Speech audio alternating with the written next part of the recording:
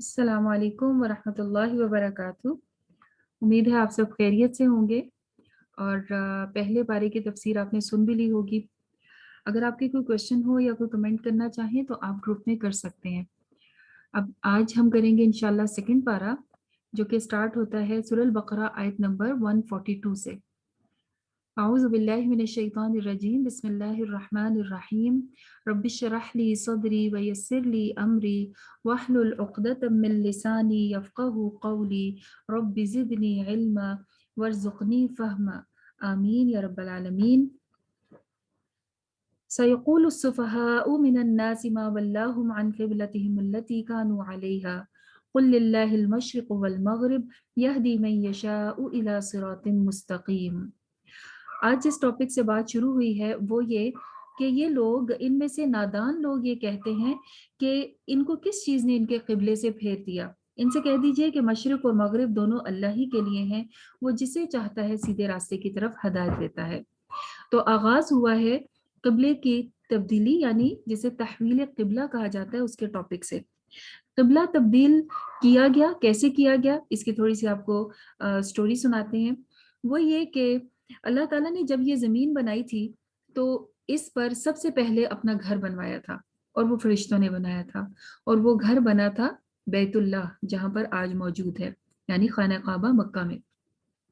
उसके बाद वक्त गुजरने के साथ साथ वो जब पुराना होने लगा और जब हज़रत आदम अलैहिस्सलाम आए तो हज़रत आदम अलैहिस्सलाम ने तामीर सानी की, दूसरी बार उसकी तामीर की। और फिर एक वक्त ऐसा आया, बहुत सारा वक्त गुजरने के बाद, कि फिर से वो बिल्डिंग जो है वो दिखाई नहीं देती थी। तो तीसरी बार उसकी तामीर हज़रत इब्राहीम और हज़रत इस्माईल अलैहिस्सलाम ने की थी। और वो काबा फिर उस वक्त से लेकर अब तक वही उसके पत्थर वगैरह मौजूद हैं जो हज़रत इब्राहीम ने और हज़रत इस्माईल ने उस वक्त लगाए थे।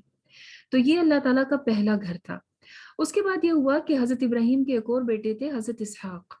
उनके साथ मिलकर एक और अल्लाह का घर, जो कि बैतुल मुक़द्दस बनाया गया था, जिसे बैतुल मुक़द्दस कहते हैं, वो फिर क़िबला मुसलमानों से पहली अक़वाम का भी बना, और फिर जब इस्लाम आया तो मुसलमान भी उसी तरफ रुख करके तो नमाज़ पढ़ा करते थे। जब नबी करीम सल्लल्लाहु अलैहि वसल्लम मदीना तशरीफ ले आए तो अब उनके लिए बैतुल मुक़द्दस की तरफ अगर मुँह करते थे तो काबा की तरफ मुँह नहीं होता था। काबा उनके पीछे होता था और बैतुल मुक़द्दस आगे। अदरवाइज़ मक्का में रहते हुए आप सल्लल्लाहु अलैहि वसल्लम इस तरह नमाज़ पढ़ते थे कि काबा बीच में हो और फिर सामने बैतुल मुक़द्दस भी हो। तो आप सल्लल्लाहु अलैहि वसल्लम का बहुत दिल चाह रहा था और आपको मालूम था कि अल्लाह ताला इस क़िबले की तरफ हमें वापस लेकर आएँगे, लेकिन अल्लाह के हुक्म का इंतज़ार था।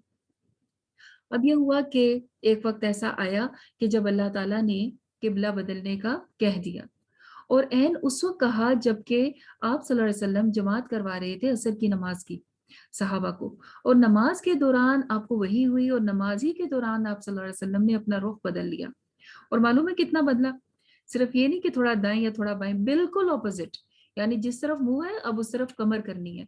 तो आप सल्लल्लाहु अलैहि वसल्लम ने चलकर सब सहाबा के पीछे चले गए और मुंह दूसरी तरफ किया, और सब सहाबा ने अपने ही जगह खड़े खड़े अपना रुख बदल लिया, यानी कि जो पहली सफ थी वो आखिरी हो गई और आखिरी सफ पहली हो गई। वो मस्जिद आज भी मौजूद है जिसे मस्जिद क़िबलतैन कहते हैं, यानी वो मस्जिद है कि जिसमें दो किबलों के साथ नमाज पढ़ी गई, पहले बैतुल मुक़द्दस की तरफ मुंह करके और उसके बाद फिर बैतुल्लाह की तरफ मुंह करके करके नमाज पढ़ी गई। तो ये था क़िबले का हुक्म, जैसे ही अल्लाह ताला का हुक्म आया उसी वक्त तब्दील कर लिया गया। लेकिन आम लोगों को और जो उस वक्त मदीना में मौजूद मुनाफिकीन और यहूदी थे, उन लोगों को ये बात बिल्कुल हजम नहीं हुई। वो कहने लगे कि ये क्या बात हुई, इनका तो किबला ही एक नहीं है, कभी एक किबला कभी दूसरा किबला। तो अल्लाह ताला फरमाते हैं कि ये नादान लोग ये कहते हैं, हालांकि इनको मालूम होना चाहिए कि किबले के तब्दील होने से अल्लाह ताला तो तब्दील नहीं होगे, हमारा माबूद तो नहीं बदला। अल्लाह ताला तो वही है जिनकी मशरिक भी है और मगरिब भी, नॉर्थ वेस्ट ईस्ट साउथ सबके सब जो है डायरेक्शंस अल्लाह ही की हैं। और फिर अल्लाह ताला आप सल्लल्लाहु अलैहि वसल्लम का शौक का जिक्र करते हैं कि आपका कितना दिल चाह रहा था कि किबला तब्दील किया जाए, आप बार बार आसमान की तरफ मुड़ के देखा करते थे, लेकिन अल्लाह के हुक्म का इंतजार कर रहे थे। फिर फरमाया कि इसी तरह से हमने तुम्हें वसत उम्मत वसत बना दिया, दरमियानी उम्मत बना दिया, यानी कि तुम्हें अब चोजन पीपल बनाया। जैसे कल हमने जिक्र किया था ना कि बनी इसराइल को अल्लाह ताला ने चोजन पीपल बनाया था, लेकिन जब उन्होंने नाफरमानी की, अंबिया की नाफरमानी, अल्लाह ताला की नाफरमानी, हत्ता कि वो कत्ल अंबिया तक पहुंच गए थे, तो अल्लाह ताला क्या कह रहे हैं कि अब उनसे लेकर तुम्हें दे दी गई है ये जो जिम्मेदारी है नबूवत की, और जो जिम्मेदारी सारी दुनिया तक पैगाम पहुंचाने की अब तुम्हारे जिम्मे है, इसलिए तुम उम्मत वसत हो। उम्मत वसत का क्या मतलब है? वसत कहते हैं, उर्दू में भी हम वस्त बोलते हैं सेंटर को। You are the central nation, ठीक है, सेंट्रल उम्मा। सेंटर का मतलब क्या? मिडिल में। मिडिल में किस तरह से? जो कि अफरात व तफरीत, ज्यादती और कमी से पाक है, जो दरमियाना रो होती है, और जो हर तरह के लोगों का ख्याल रखती है, चाहे कोई अमीर हो या गरीब, चाहे कोई पढ़ा लिखा हो या जाहिल, हर किसी को फायदा पहुंचाने वाली उम्मत अब तुम बन गई हो। और एक और हिकमत भी थी किबले की तब्दीली में, वो ये कि बनी इसराइल का किबला ही सिर्फ तब्दील नहीं हुआ, बल्कि उनसे उनसे उनकी रिस्पॉन्सिबिलिटी भी ले ली गई है। रिस्पॉन्सिबिलिटी लेकर आपको दे दी गई, और डायरेक्शन भी वो वाली चेंज करके अब इसको डायरेक्शन सेट कर दिया गया है, और ये किबला अब ता क़यामत रहेगा, ठीक है। और यही सेंटर ऑफ द वर्ल्ड भी है, और मुसलमानों का सेंटर भी है। और किबले का पर्पस जो है वो ये नहीं होता कि इसके अंदर शायद अल्लाह ताला मौजूद है। पर्पस क्या है? यूनिटी, कि मुसलमानों को सबको पता हो कि हमारी एक डायरेक्शन है, हमारा एक पर्पस है, और हम सब मिलकर एक ही तरफ रुख करते हैं, और एक ही अल्लाह की इबादत एक ही तरीके पर करते हैं जो हमारे नबी ने सिखाया। बहरहाल ये हुक्म जब आया तो मुसलमानों के ईमान का भी टेस्ट हो गया कि कौन आपकी बात मानता है और कौन वापस पलट जाता है। मुसलमानों ने, सहाबा ने बिल्कुल भी इसके अंदर कोई भी चूचरा नहीं की, फौरन मान गए। उनको मालूम था कि जो भी हुक्म, जो भी आप सल्लल्लाहु अलैहि वसल्लम एक्शन करते हैं, उसके पीछे अल्लाह का हुक्म मौजूद होता है। अल्लाह ताला के हुक्म मौजूद होने की वजह से उन्होंने फौरन कबूल कर लिया। अल्लाह ताला फरमाते हैं, हर किसी के लिए हमने कोई ना कोई डायरेक्शन बनाई है काम करने की, यानी कि प्रायोरिटीज बनाई है। तो करो क्या? फस्तबिकुल खैरात। हम भी अपनी प्रायोरिटी लिस्ट बनाया करते हैं, डेली बेसिस पे, मंथली बेसिस पे, ईयरली बेसिस पे, और अपनी एक ग्रेड से दूसरे ग्रेड में जाते हुए भी हम बनाते हैं कि मुझे अब इस चीज पे फोकस करना है, सेकंड इंपॉर्टेंट थिंग ये होगी, थर्ड ये, फोर्थ ये। तो अल्लाह ताला कहते हैं हर किसी के लिए एक डायरेक्शन है, लेकिन तुमने किस चीज का ख्याल रखना है? हमेशा फस्तबिकुल खैरात, नेकियों में आगे निकलने को अपनी प्रायोरिटी बनाकर रखना।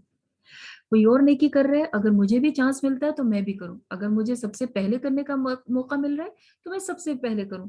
मुझे सबसे ज्यादा करने का मौका मिल रहा है तो मैं सबसे ज्यादा करूं। ना कि ऐसा हो कि मैं ये सोचूं कि अच्छा पहले सब कर लें फिर कर लूंगा, अच्छा पहले वो तो कर ले, चलो पहले देखें तो सही सब कैसे करते हैं। नहीं, नेकियों में आगे निकलना ऐसा ही है जैसा कि रेस में जीतना। तो रेस में जीतने वाला कभी भी किसी दूसरे को मौका नहीं देता कि वो फर्स्ट आ जाए, है ना। तो क्या है कि हर किसी ने कोशिश करनी है नेकियों में आगे निकलने की।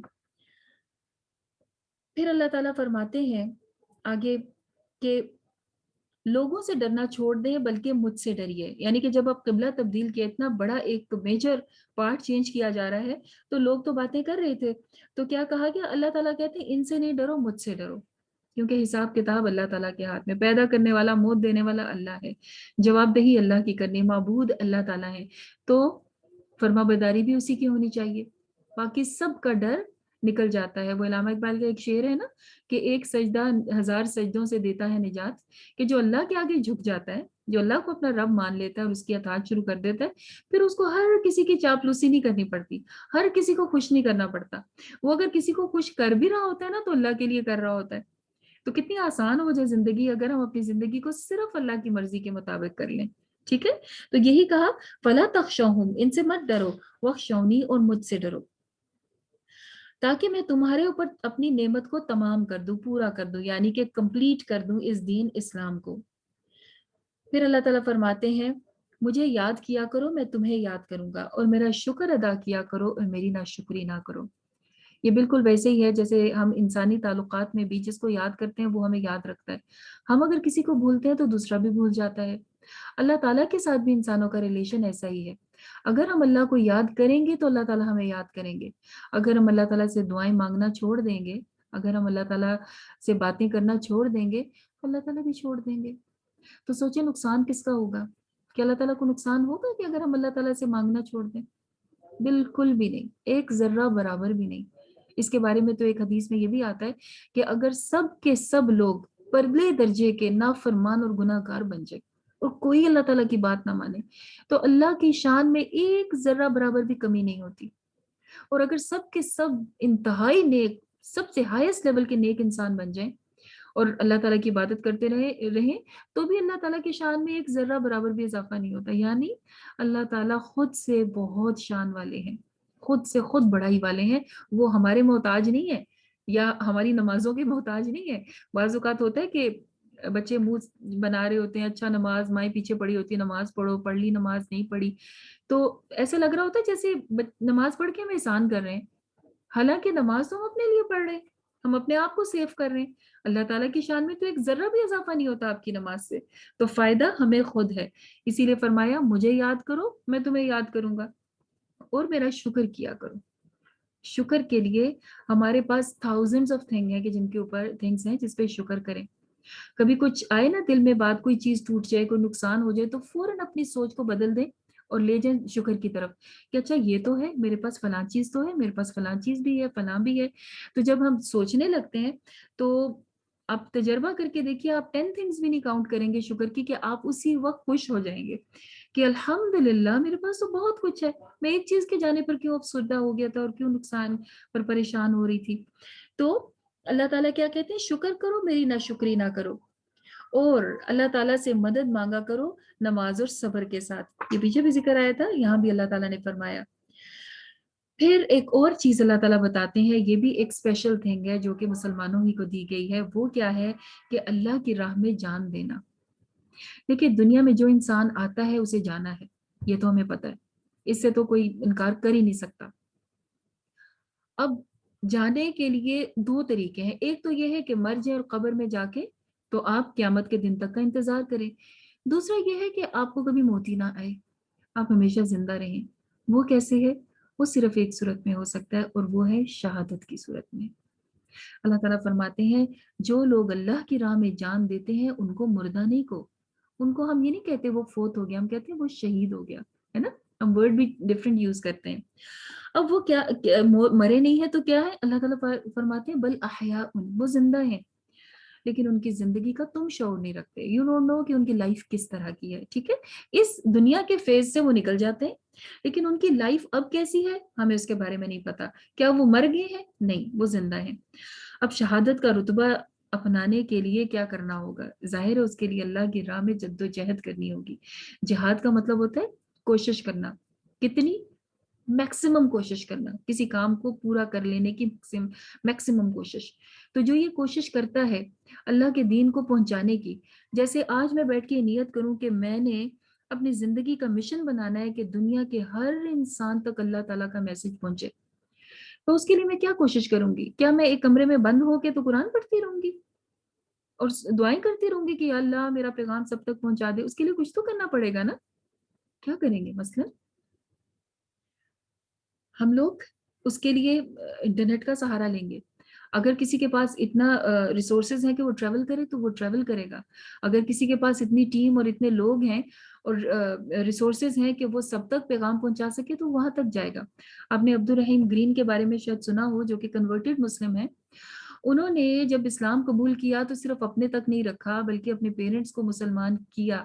اور یہ ایک انتہائی مشکل کام ہوتا ہے کہ جس دین پر زندگی ساری گزاری ہو اس کو چھوڑ دیا جائے اور والدین کو جہنم میں جانے کے لیے چھوڑ دیا جائے، یہ ان سے برداشت نہیں ہو رہا تھا. انہوں نے اتنے پیار اور محبت سے اپنے ماں باپ کے ساتھ لگے رہے، ان کی خدمت اور ان کے خیال رکھنے اور ان سے باتیں کر کر کے انہوں نے آخر ماشاءاللہ اپنے پیرنٹس کو مسلمان کر لیا. اور ان کی والدہ بھی ایمان کی حالت میں گئی اور والد میں بھی ابھی حیات ہیں. اور پھر یہ کہ اسلام کو اپنے گھر تک بھی نہیں رکھا، پھر اس کے بعد انہوں نے دنیا میں گھومنا شروع کر دیا. اور اگر آپ یوٹیوب پہ بھی سرچ کریں تو وہ افریقہ کے ایسے ایسے گاؤں میں گئے ہیں اسلام پھیلانے کے لیے کہ وہاں پہ لگتا ہے کہ کبھی کوئی دوسری دنیا، باقی دنیا سے وہ بالکل آؤٹ آف ٹچ ہے. ان کے ٹریڈیشن ڈفرینٹ ہے، ان کے ڈریسز ڈفرینٹ ہے، ان کی لینگویج ڈفرینٹ ہے. وہ وہاں کے لوگوں میں سے کسی کو لیتے ہیں اور وہ پھر ٹرانسلیٹ کرتا ہے اور پھر اس کے بعد وہ اسلام پہنچاتے ہیں، پیغام پہنچاتے ہیں، لوگوں کی ہیلپ بھی کرتے ہیں اور کلمہ پڑھاتے ہیں اور بیسک اسلام کے رولز سکھاتے ہیں. ایون ایک ویڈیو میں نے دیکھا تھا کہ انہوں نے لوگوں کو سکھایا، یہ نہیں کہ بس بتا کے نکل گئے، کچھ دیر وہاں رکے اور پھر نماز پڑھتے ہوئے دکھایا کہ جو جو لوگ ان کی بات سمجھ گئے اور انہوں نے اسلام قبول کر لیا تو ان کو پھر نماز کا طریقہ بھی سکھایا، ان کے ساتھ نماز پڑھی، پھر کسی ایک انہی کی لینگویج کو سمجھنے والے کو ان کے پاس چھوڑا کہ آپ نے ان کو اب دین کے ساتھ جڑے رکھنا ہے۔ اور دین تو ہمارا بہت آسان ہے، وہی 5 پلرز ہیں جو ہم بچپن سے پڑھتے اور سنتے آ رہے ہیں، ان کو فالو کرنا ہے، اور جو ان کو صحیح سے فالو کر لے اور اپنی نیت کو اللہ کے لیے خالص کرے کہ ہر کام اللہ کی خوشی کے لیے کر رہا ہو، اللہ تعالیٰ سے ریلیشن اسٹرانگ ہے، تو پھر تو پرماننٹلی کامیابی جو ہے وہ تو آپ کی انشاءاللہ آپ کا انتظار کر رہی ہے۔ تو کیا کرنا ہے کہ جب ایسی نیت کرے تو انسان اس کی کوشش بھی کرے، اور پھر اس راہ میں جانے والا جو ہے وہ کیا ہوتا ہے، وہ شہید ہوتا ہے، وہ پھر مردہ نہیں ہوتا۔ ایک شہادت یہ ہوتی ہے جو اللہ کی راہ میں دین پھیلاتے ہوئے، اور ایک شہادت وہ ہوتی ہے جو قتال جنگ میں ہوتی ہے، اللہ کے کلمے کو بلند کرنے کے لیے جب جنگ کی جاتی ہے، اور اس میں جو فوت ہوتے ہیں ان کو بھی شہداء کہا جاتا ہے۔ اور اللہ تعالیٰ یہ کہتے ہیں کہ دنیا میں تمہیں بھیجنے کے بعد کیا تمہیں لگتا ہے کہ تمہیں بس یوں ہی بھیج دیا کہ جاؤ انجوائے کرو اور واپس آ جانا میرے پاس؟ ایسا نہیں ہے۔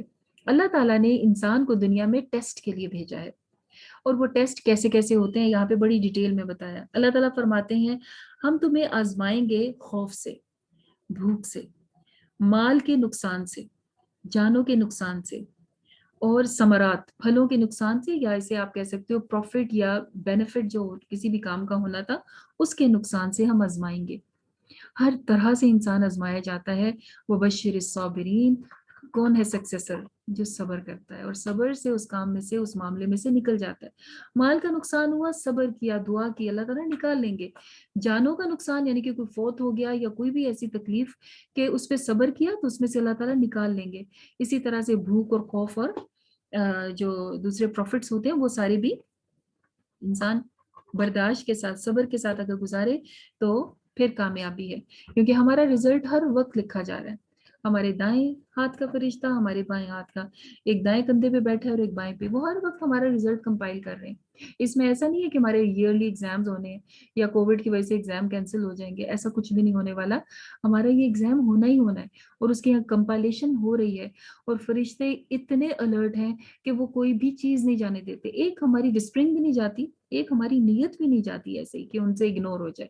سب کچھ پتا ہوتا ہے، ہمارے جو دل میں ہوتا ہے وہ بھی پتا ہوتا ہے، اور اس حساب سے لکھا جاتا ہے۔ تو اس لیے کام کرنے سے پہلے شوق اپنے اندر، نماز بھی پڑھنے لگے نا تو اپنے آپ سے بات کر کے دیکھیں میں نماز کیوں پڑھ رہی ہوں، اللہ تعالیٰ کے آگے کھڑے ہونے کے لیے، اللہ اکبر، اب میں اللہ تعالیٰ سے ڈائریکٹ باتیں کرنے جا رہی ہوں، اس کے بعد میں نے اللہ تعالیٰ سے یہ بھی مانگنا ہے۔ آپ کو اسی نماز کا بہت زیادہ مزہ آئے گا جس کو آپ تھوڑی دیر پہلے بوجھ سمجھ رہے تھے کہ اچھا ابھی نماز پڑھنی ہے، تو آپ کو وہ آپ کی نیت تبدیل ہونے سے آپ کو اس کام کا لطف بھی دوبالا ہو جائے گا۔ اچھا، یہ صبر کرنے والے اور کیا کیا کرتے ہیں؟ جب بھی ان کو کوئی مصیبت پہنچتی ہے تو فوراً کہتے ہیں ان للہ و انا الیہ راجعون۔ یہ صرف کسی کے فوت ہونے پہ نہیں پڑھا جاتا، یہ ہر نقصان پہ، ایون چراغ بھی گل ہو جاتا تھا نا، یعنی لائٹ بھی چلی جاتی تھی تو یہی پڑھا کرتے تھے آپ صلی اللہ علیہ وسلم اور آپ کے صحابہ بھی، ان للہ و انا الیہ راجعون۔ مطلب کیا ہے؟ بے شک ہم اللہ کے لیے ہیں اور اسی کی طرف ہمیں پلٹ کر جانا ہے۔ یعنی اگر ایک چیز کوئی چلی گئی ہے تو ہم کون سے یہاں بیٹھے ہیں ہمیشہ کے لیے، ہمیں بھی تو چلے جانا ہے۔ تو انسان کو پھر اس جملے سے بھی صبر آ جاتا ہے، اور اس پر جب انسان یہ بولتا ہے نا انا للہ و انا الیہ راجعون، تو اس کو جو بھی نقصان ہوا ہوتا ہے اس کی تکلیف کا پورا اجر لکھ دیا جاتا ہے۔ آج ہمارے پاس تکلیف میئر کرنے کا کوئی پیمانہ نہیں ہے۔ ڈاکٹر کو جب آپ کہتے ہیں نا مجھے بہت درد ہو رہا ہے، تو ڈاکٹر سمجھتا ہے کہ آپ کو بہت درد ہو رہا ہے، کتنا درد ہو رہا ہے وہ آپ کو کمپیریزن کر کے بتائیں گے، ایسے درد ہو رہا ہے جیسے ہڈی ٹوٹ گئی، ایسے درد ہو رہا ہے جیسے کہ چھری سے کٹ گیا، لیکن وہ میئرمنٹ نہیں ہے، کوئی پیمانہ نہیں ہے ہمارے پاس۔ اللہ تعالیٰ کے پاس ہے ان چیزوں کے پیمانے بھی۔ ایون جو تکلیف ہوتی ہے دل کو کسی کے تکلیف دینے پر یا کوئی نقصان پہنچنے پر، اس تکلیف پر جب بندہ مومن کہتا ہے نا انا للہ و انا الیہ راجعون، تو اس تکلیف کا پورا اجر نیکیوں میں لکھ دیا جاتا ہے، اور ایک بار نہیں لکھا جاتا، جب جب آپ کو یاد آئے تب تب تب اجر لکھا جاتا ہے۔ جیسے کسی کے بارے میں آتا ہے کہ مومن کو تو اس پہ بھی، اس تکلیف پہ بھی مومن کو اجر ملتا ہے کہ وہ اپنی جیب میں ہاتھ ڈالے پیسے نکالنے کو اور اندر پیسے نہ ہو، تو ایک دم ایک تکلیف ہوتی نا ہے پیسے کہاں ہیں، پیسے تو رکھے ہی نہیں میں نے جیب میں، تو اس پر بھی اجر ملتا ہے۔ اور پھر آپ نے جب بھی آپ کو وہ تکلیف یاد آئی جو آپ کا نقصان ہوا تھا، آپ پھر کہہ دیں انا للہ و انا الیہ راجعون، وہ پھر اتنا سارا اجر کی پوٹلی جو ہے وہ آپ کے نامہ اعمال میں رکھ دی جائے گی۔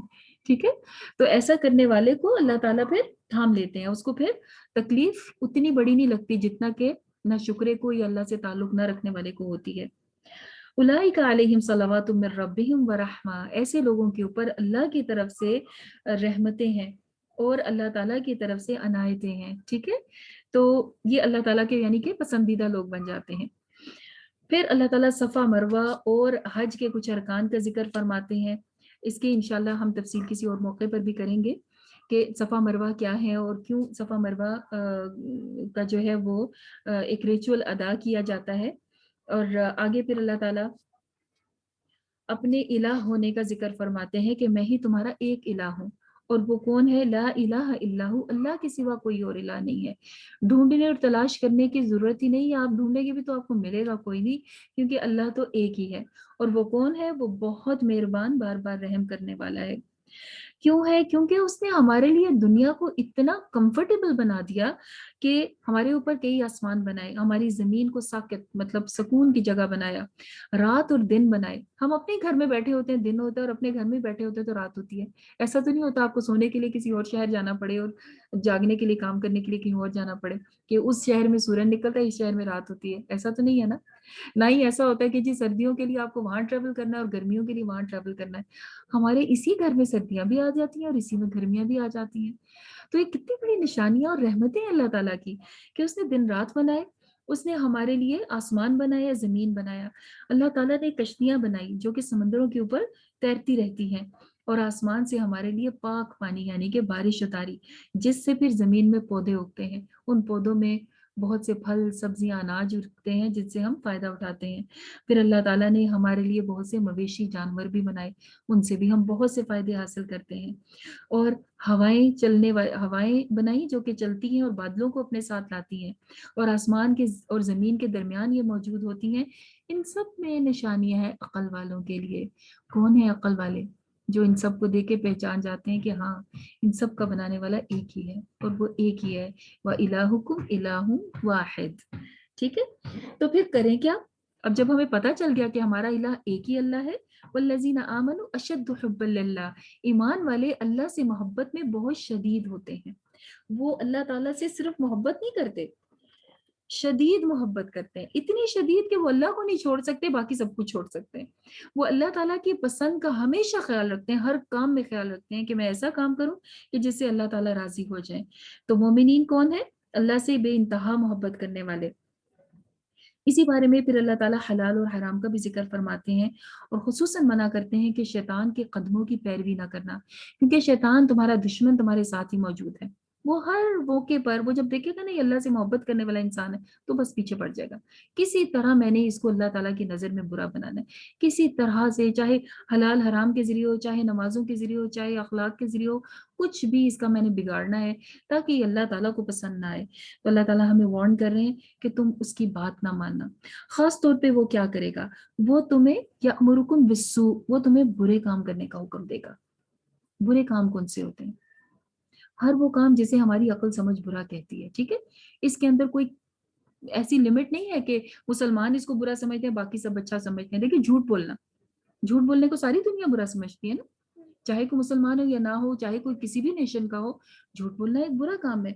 इसी तरह से और बुराई के काम, जो भी बुराई है उसका हुक्म देगा शैतान, और बुराइयों में भी सबसे बड़ी बुराई फहाशी का हुक्म देगा, बेहयाई का हुक्म देगा। ठीक है, तो ये दोनों काम शैतान के हैं, और शैतान ऐसा काम करने को कहेगा। इंसान ने क्या करना है? इनसे बच के रहना है। लोग ये कोई भी आर्ग्यूमेंट पेश किया करते थे कि हमारे तो आबाओ अजदाद इस तरह से अल्लाह ताला की इताअत नहीं करते थे जैसे आप कह रहे हैं। तो अल्लाह ताला ने क्या कहा कि अगर तुम्हारे बाप दादा सही रास्ते पे नहीं थे तो क्या तुम भी उसी रास्ते पर चलोगे? हो सकती है ना इंसान से तो मिस्टेक। तो अगर पेरेंट्स कहीं पे कुछ गलती कर रहे हैं अल्लाह को पहचानने में, अल्लाह ताला की इताअत करने में, तो आपको तो अल्लाह ताला ने अक्ल समझ दे दी है, तो आप उसे इस्तेमाल करते हुए अल्लाह ताला की बातों को फॉलो करें, जैसा कि कुरान में हुक्म आता है। फिर जैसे कि मैंने आपको बताया हलाल और हराम का जिक्र आया, उसमें अल्लाह ताला एक लिस्ट यहाँ पे बयान करते हैं कि खून और पिग का गोश्त और मुर्दा, और जिस चीज़ पर गैर अल्लाह का नाम लिया जाए, अल्लाह के नाम के बगैर ज़िबा किया जाए, वो सब चीज़ें हराम है। ठीक है, ये वाली लिस्ट आगे भी जाके हमें कुरान में बताई जाती है कि और क्या क्या चीज़ें हराम है। حرام چیزوں کی لسٹ بہت چھوٹی ہے، حلال چیزوں کی بہت بڑی ہے، ٹھیک ہے؟ تو اگر آپ حرام چیزیں یاد رکھتے ہیں نا کہ یہ حرام ہے، تو باقی سب کچھ آپ کھا سکتے ہیں اللہ کا نام لے کر، سارا کا سارا کچھ، کیونکہ اللہ تعالیٰ نے ہمارے لیے تو بنایا ہے۔ پھر اللہ تعالیٰ کہتے ہیں کہ نیکی صرف اب یہ بھی نہیں ہے کہ جب آپ قبلے پر آ گئے تو آپ کہیں کہ بس اب ہم نے قبلہ اپنا درست کر لیا تو ہم تو سب سے بڑے نیک انسان ہیں، نہیں، یہ تو ہو گئی عبادت، اس کے ساتھ آپ کو کچھ معاملات بھی کرنے ہیں۔ وہ کیا کیا ہیں؟ آپ نے اللہ پر ایمان لانا ہے، آخرت پر ایمان لانا ہے، فرشتوں پر ایمان لانا ہے، اللہ کی کتابوں اور نبیوں پر ایمان لانا ہے، یہ تو ایمان کی باتیں ہوں گی۔ عمل کی باتیں کیا ہے؟ اللہ کی محبت میں مال خرچ کرنا ہے، اللہ کو خوش کرنے کے لیے مال خرچ کرنا ہے۔ کس کس میں؟ رشتہ داروں میں، یتیموں میں، مسکینوں میں اور مسافروں میں۔ اور پھر یہ کہ جو بھی سوال کرے یعنی کہ آپ سے مانگے، اور گردنیں چھڑوانے میں یعنی کہ کوئی کسی مشکل میں پھنس گیا ہے تو اس کو اگر پیسے دے کے چھڑوایا جا سکتا ہے تو چھڑوا لیا جائے، اور نماز قائم کرنی ہے اور زکوٰۃ ادا کرنی ہے، اور وعدوں کو پورا کرنا ہے، اور مشکل آنے پر اور تکلیف آنے پر صبر کرنا ہے۔ اولئک الذین صدقوا، جو یہ سب کام کریں گے وہی لوگ سچے ہیں، واولئک هم المتقون، اور وہی لوگ متقی ہیں، وہی متقی جن کا ہم نے کل پہلے پارے کے آغاز میں بھی ذکر کیا تھا۔ تو متقین ایسے ہوا کرتے ہیں جو ان ساری چیزوں کا بھی خیال رکھتے ہیں، معاملات کا بھی خیال رکھتے ہیں، اور حقوق اللہ اور حقوق العباد جنہیں کہا جاتا ہے ان دونوں کا خیال رکھا کرتے ہیں۔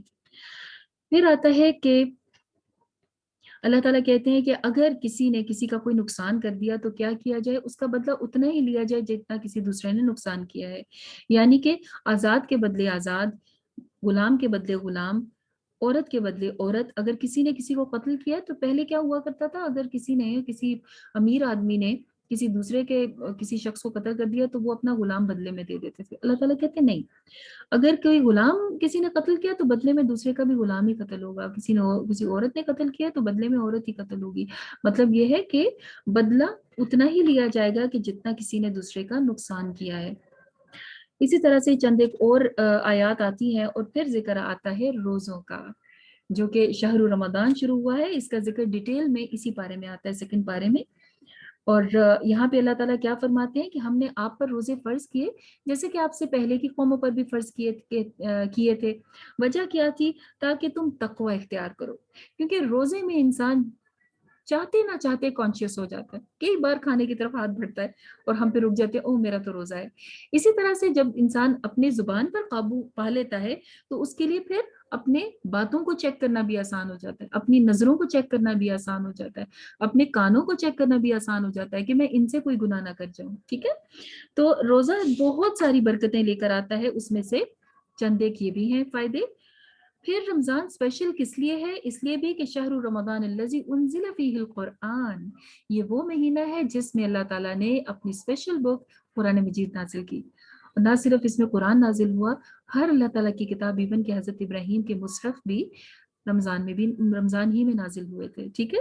تو رمضان بہت اسپیشل منتھ ہے اور قرآن کا مہینہ ہے، لہٰذا میکسیمم ٹائم ہم نے کوشش کرنی ہے کہ ہم اس قرآن کے ساتھ گزاریں، اس کو سیکھیں، اسے پڑھیں، سمجھیں، جتنا موقع ملتا رہے اتنا ہم اس سے فائدہ اٹھانے کی کوشش کریں، ٹھیک ہے؟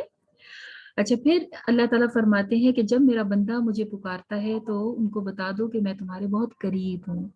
یہ نہ سوچیں کہ میں مسجد میں جا کے اللہ تعالیٰ سے دعا مانگوں گا تو قبول ہوگی، اللہ تعالیٰ بہت قریب ہیں، آپ جس وقت چاہیں اللہ تعالیٰ کو پکار سکتے ہیں۔ ابھی بھی اگر آپ اللہ تعالیٰ سے ڈائریکٹ لنک کرنا چاہتے ہیں تو آپ ابھی دل میں کوئی بات کر لیجئے، اللہ تعالیٰ کبھی بھی یہ نہیں کہتے کہ ابھی میں فری نہیں ہوں، ٹھہر کے کال کرنا یا ٹھہر کے بات کرنا، نہیں۔ وَإِذَا سَأَلَكَ عِبَادِي عَنِّي فَإِنِّي قَرِيبٌ، اور اللہ تعالیٰ صرف قریب ہی نہیں ہے بلکہ اجیب دعوت الداعی اذا دعان، میں دعا کرنے والے کی دعا کو جواب دیتا ہوں، مطلب فوراً رپلائی بھی کرتے ہیں اللہ تعالیٰ، تو ایسا نہیں ہے کہ میسج پڑھ کے چھوڑ دیں، رپلائی کرتے ہیں۔ تو اس لیے ہمیں کیا کرنا ہے؟ اللہ تعالیٰ سے اپنا ریلیشن سٹرونگ کرنا ہے، ٹھیک ہے؟ اچھا، پھر حج کے بارے میں چند ایک چیزیں آتی ہیں کہ حج کے بارے میں یہ پوچھا کرتے تھے، چاند کے بارے میں پوچھتے تھے، چاند بڑھتا کیوں ہے، گھٹتا کیوں ہے؟ حج تو چونکہ پہلے بھی ہوا کرتا تھا نا آپ صلی اللہ علیہ وسلم کے آنے سے پہلے، لیکن اس کے اندر جو خرافات اور جو ایکسٹرا چیزیں لوگوں نے ایڈ کر دی تھی وہ آپ صلی اللہ علیہ وسلم نے نکلوائیں، اور پھر اسی طریقے پر لے کر آئے کہ جو حج حضرت ابراہیم علیہ السلام نے کرنا سکھایا تھا، ٹھیک ہے؟ پھر اللہ تعالیٰ فرماتے ہیں وَأَنفِقُوا فِي سَبِيلِ اللَّهِ، اللہ کے راستے میں خرچ کیا کرو، اور अच्छे काम किया करो ताकि तुम मुहसिनीन में शामिल हो जाओ। अच्छा, इसके बाद फिर एक बहुत प्यारी दुआ आती है जो कि खास तौर पे हज के दिनों में मांगी भी जाती है और तवाफ के दौरान भी। वो है रब्बना आतिना फिद दुनिया हसनतम व फिल आखिरति हसनतम व क़िना अज़ाबन्नार, कि अल्लाह मुझे दुनिया भी बेहतरीन दीजिए और आखिरत भी, और मुझे जहन्नुम के आग के अजाब से बचा लेना। तो अल्लाह ताला ऐसी दुआ मांगने वाले को दोनों चीज़ें देते हैं, क्योंकि बाज़ हम सोचते हैं कि हम दुनिया मांग रहे हैं तो पता नहीं मांगनी चाहिए या नहीं, या सिर्फ आखिरत मांगनी चाहिए। नहीं, ऐसा कुछ नहीं है। हम दुनिया भी मांग सकते हैं और आखिरत भी मांग सकते हैं, और अल्लाह ताला के अजाब यानी कि जहन्नुम से पनाह भी मांगनी चाहिए। ठीक है। फिर आगे अल्लाह ताला फरमाते हैं कि ए ईमान वालों, इस्लाम में पूरे के पूरे दाखिल हो जाओ, यानी कि जब फॉलो करो तो अल्लाह ताला की सारी बातों को फॉलो करो, क्योंकि अगर आपने कहीं पर भी कोई लूप होल छोड़ दिया तो शैतान वहां से ही आ जाएगा और आके अपने पीछे खींचना शुरू करेगा, और फिर एक एक करके थोड़े थोड़े करके बड़े बड़े गुनाहों तक भी ले जाता है। पहले छोटे गुनाह कराता है और फिर बड़े बड़े कराना शुरू कर देता है। फिर अल्लाह ताला एक और लाइफ का हमें असूल सिखाते हैं। वो क्या है कि बाज़ औक़ात इंसान ज़िंदगी में कुछ चीज़ के लिए ऐसा चाहता है कि ये मुझे मिल जाए, लेकिन वो उसे नहीं मिलती। तो यहाँ अल्लाह ताला क्या फरमा रहे हैं कि ऐसा हो सकता है कि कोई चीज़ तुम बहुत पसंद करते हो, तुम्हारे लिए बेहतर ना हो, और ये भी मुमकिन है कि तुम्हारे लिए कोई चीज़ तुम्हें पसंद ना हो लेकिन वो तुम्हारे लिए बहुत अच्छी हो। उसके पीछे छुपी हुई हिकमत को अल्लाह ताला ही जानते हैं। लिहाजा अल्लाह ताला से दुआ करके अपने हालात में अगर कोई ऊंच नीच आती है तो उसको बर्दाश्त करना चाहिए, और उसकी हिकमत को समझने की कोशिश करनी चाहिए कि अल्लाह ताला ने मुझे इस मामले में क्यों डाला। फिर बहुत सारी आयात आती हैं रोज़मर्रा की ज़िंदगी के मामलात के मुतल्लिक़, ख़ास तौर पे शादी ब्याह के मुतल्लिक़, औरत और मर्द का क्या मुकाम है, एक दूसरे के ऊपर क्या हकूक़ और फ़राइज़ हैं, उनका ज़िक्र आता है। और ये बताया गया कि जब एक फैमिली बनती है तो अल्लाह ताला ने मर्दों को औरतों के ऊपर एक दर्जा ऊपर दिया है, यानी कि वो लीडर ऑफ द फैमिली होता है, और उसका काम होता है कि वो अपनी फैमिली को रखे, रहने की जगह दे, उनको खाना-पीना दे, उनका ख़्याल रखे। और बीवी का काम क्या होता है कि वो हाउस होल्ड काम करती है, वो घर के और बच्चों के उन सारे कामों को करती हैं। तो इस तरह के कोई डिवीज़न उनको समझाया गया है और बताया गया है। फिर यहाँ पर तलाक का भी ज़िक्र आता है कि अगर किसी वजह से कोई बहुत बड़ा ऐसा प्रॉब्लम आ गया है कि फैमिली नहीं चल सकती, तो आपस में तलाक भी दी जा सकती है। उसकी भी डिटेल में अल्लाह ताला यहाँ पे समझाते हैं कि तलाक कैसे होती है और किस तरह से अच्छे तरीके से आपने, जैसे बॉन्ड बनता है निकाह के वक़्त, तो कितने अच्छे तरीके से बनता है, इतनी खुशी-खुशी एक शादी होती है। तो अगर तोड़ने की नौबत आ गई किसी वजह से, तो उसको तोड़ना भी आपने आराम से है। उसके अंदर लड़ने, झगड़ने, एक-दूसरे को बुरा-भला कहने की ज़रूरत नहीं है। हाँ, रास्ते अलग करने हैं तो आप आराम से अपने रास्ते अलग कर लीजिए। फिर फरमाया हाफिज़ु अलस्सलाति वस्सलातिल वुस्ता वक़ूमू लिल्लाहि क़ानितीन। ये सारे जो रोज़मर्रा के काम हैं, इनको बताते हुए अल्लाह ताला क्या फरमाते हैं कि अपनी नमाज़ों को ना भूल जाना, इन मामलात को तय करते हुए। अपनी नमाज़ों की हिफ़ाज़त करना। हिफ़ाज़त का क्या मतलब? वक़्त पे पढ़ी जाएँ, पूरी पढ़ी जाएँ, और उनको अल्लाह ताला से ताल्लुक़ को उसके अंदर महसूस किया जाए, उसके फ़राइज़ को, उसकी शराइत को पूरा किया जाए। और ख़ास तौर पर कौन-सी नमाज़ की हिफ़ाज़त करो? दरमियानी नमाज़ की, यानी असर की नमाज़, क्योंकि वो सही कामों के वक़्त पे आती है। तो उन कामों के अंदर, दुनिया के कामों में आपने असर नहीं भूलनी। तो असर की नमाज़ की ख़ास तौर पे हिफ़ाज़त करो। फिर फरमाया अल्लाह ताला को कर्ज़ दो। वो मंज़िल लज़ी युक़रिज़ुल्लाहु क़र्ज़न हसना, बल्कि क्वेश्चन के अंदाज़ में अल्लाह ताला कहते हैं, कौन अल्लाह ताला को कर्ज़ देगा? कर्ज़ हसन। तो ये बिल्कुल ऐसे ही जैसे क्लास में टीचर क्वेश्चन करती है तो सारे बच्चे हाथ खड़ा करते हैं, टीचर मी, है ना? तो यहाँ पर भी हम सारे मोमिन कहते हैं, जी अल्लाह मैं दूँगी, मैं दूँगी। तो क्या कर्ज़ देना है? अल्लाह ताला को ज़ाहिर है हमसे पैसे तो नहीं चाहिए, अल्लाह ताला को चाहिए अल्लाह की राह में खर्च करना। तो अल्लाह की राह में खर्च करना, ज़रूरतमंदों को देना, दूसरों का ख़्याल करना, ये सब का सब अल्लाह ताला अपने यहाँ कर्ज़ के तौर पे लेते हैं और फिर उसका अजर देते हैं। और कर्ज़ क्या होता है? कर्ज़ तो वापस किया जाता है। तो अल्लाह ताला दुनिया में जब कोई किसी को देता है तो वो अपने पास लेके नहीं रख लेते, बल्कि उसको लौटा भी देते हैं। और आखिर में एक वाक़या आता है बनी इसराइल कौम का, कि बनी इसराइल की कौम में एक नबी आए थे, हज़रत दाऊद अलैहिस्सलाम। अभी हज़रत दाऊद अलैहिस्सलाम नबी नहीं बने थे, उनके अंदर किसी को लीडर चूज़ करने के लिए जो है वो आपस में फैसला नहीं कर पा रहे थे कि कौन हो। तो एक मज़बूत आदमी था जिसका नाम था तालूत। अब उनके साथ वो एक स्ट्रॉन्ग मैन थे कि जिनके साथ ایک لشکر مسلمانوں کا تیار ہوا اور ان سے کہا کہ جا کے جالوت سے لڑیں جو کہ لوگوں کو بہت تکلیف دے رہا ہے اور اذیت دے رہا ہے۔ تو جب طالوت کے لشکر کے اندر حضرت داؤد بھی گئے اور ان لوگوں نے جا کے وہاں پہ جنگ کی، تو اللہ تعالیٰ نے اپنی رحمت سے جو طالوت تھے، جو مسلمانوں کے لیڈر تھے، ان کو فتح عطا فرمائی۔ اب طالوت جو ہے یہ بہت اسٹرانگ تھے اور بہت سمجھدار تھے، ان کے اسٹرانگ ہونے اور سمجھدار ہونے کی وجہ سے مسلمان جو ہیں وہ جنگ جیت گئے، لیکن لوگ ان کو اپنا لیڈر بنانے کو تیار نہیں تھے۔ وہ کہتے تھے تو غریب سا آدمی ہے۔ تو اللہ تعالیٰ نے کیا بتایا کہ میری نظر میں تو امیر اور غریب کا کوئی فرق نہیں ہے، اللہ تعالیٰ کی نظر میں تو وہی اچھا ہے جو کہ اسٹرانگ ہے اور جو سمجھدار ہے۔ لہٰذا پھر حضرت طالوت کو ان کا لیڈر بنا لیا گیا۔ حضرت داؤد علیہ السلام جو کہ اس وقت جنگ لڑ رہے تھے، بعد میں وہ مسلمانوں کے لیڈر بھی بن گئے۔ جب یہ جنگ ہو رہی تھی تو اس وقت جو مسلمانوں نے دعا مانگی تھی اس کا یہاں ذکر آتا ہے، اور وہ دعا کیا ہے؟ ربنا افرغ علینا صبرا وثبت اقدامنا وانصرنا علی القوم الکافرین، کہ اے اللہ ہمارے اوپر صبر انڈیل دے اور ہمارے قدم ثابت رکھ، مطلب کہ ہم بھاگ نہ جائیں جنگ کے میدان سے، اور ہماری مدد فرما کافروں کے مقابلے میں۔ یہ وہ دعا کرتے چلے گئے اور دشمن سے لڑتے چلے گئے، تو اللہ تعالیٰ نے ان کو فتح عطا فرمائی، الحمدللہ۔ اچھا، یہاں پر میں نے بنی اسرائیل کو مسلمان کہا ہے، تو اللہ تعالیٰ نے ایک ہی دین اتارا ہے اور وہ اسلامی ہے، تو ہر نبی کے دور میں جو ان کی امت ہوتی ہے وہ مسلمان ہی کہلاتی ہے، ٹھیک ہے؟ تو حضرت موسیٰ کے دور میں بنی اسرائیل مسلمان تھے، اور اس کے بعد پھر حضرت داؤد کے دور میں ان کے قوم کے لوگ مسلمان، اور اسی طرح تمام انبیاء کے، اور اب چونکہ نبی کریم صلی اللہ علیہ وسلم کا دین ہی عالمی دین ہے، تو آپ صلی اللہ علیہ وسلم کے فالوورز کون ہیں؟ مسلمان۔ ٹھیک ہے، چلیے ہمارا پارا الحمدللہ اللہ کی رحمت سے مکمل ہو گیا ہے۔ سبحانک اللہم بحمدک، نشہد ان لا الہ الا انت، نستغفرک ونتوب الیک۔ السلام علیکم ورحمۃ اللہ وبرکاتہ۔